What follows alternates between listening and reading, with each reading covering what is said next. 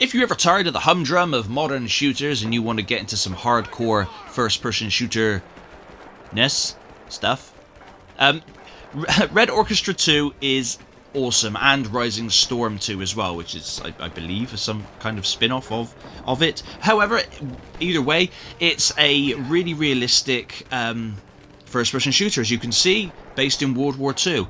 It is really hard and really... I used to play it years ago when I had a gaming PC then, and I recently picked it up again, like, seriously, like, less than £3 on CD keys. Get all up in that. That's for the deluxe edition. There is a single-player campaign to the game, which I'm going to play through. I've never played through the campaign. I've only ever played the multiplayer, so I might actually play through the campaign and review the campaign, because I've never done it.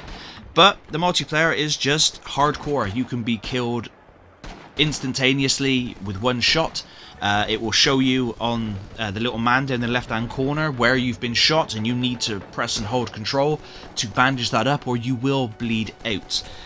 If there are loads of explosions and bullets flying over your head, like you can see on the screen now, your character will start to panic and get all flustered, and you've got to just kind of keep your head low.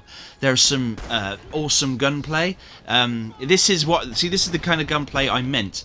When I made a video about Hunt Showdown, I said that the gunplay was terrible in that game, and I'm sorry if you're a fan of that game, it is. The gunplay is dreadful.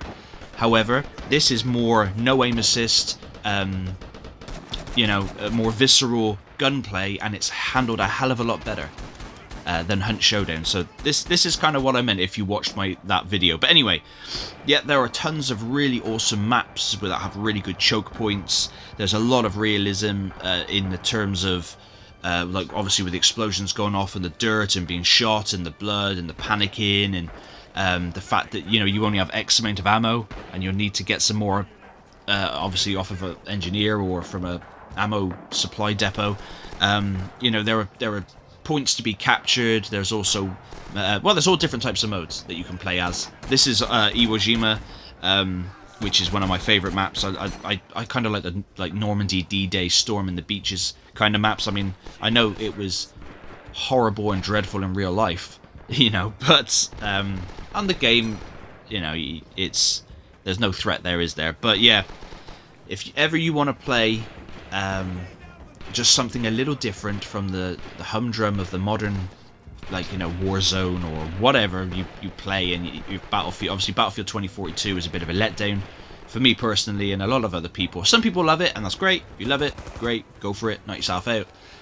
But especially if you have PC, there are a lot of really good first-person shooters that are on Steam or GOG or whatever you want to, whichever client you want to use. And again, they go really cheap, like Day of Defeat, for example, or Unreal Tournament, or all that. I'm going to have videos coming out for all of them because I used to play them all back in the day, and playing them again now and seeing that they're still incredibly active.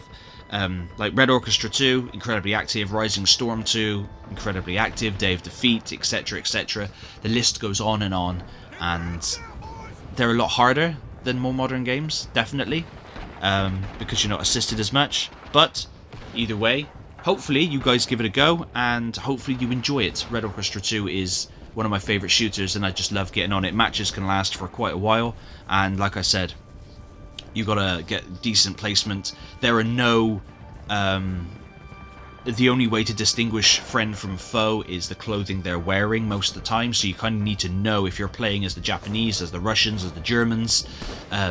You need to know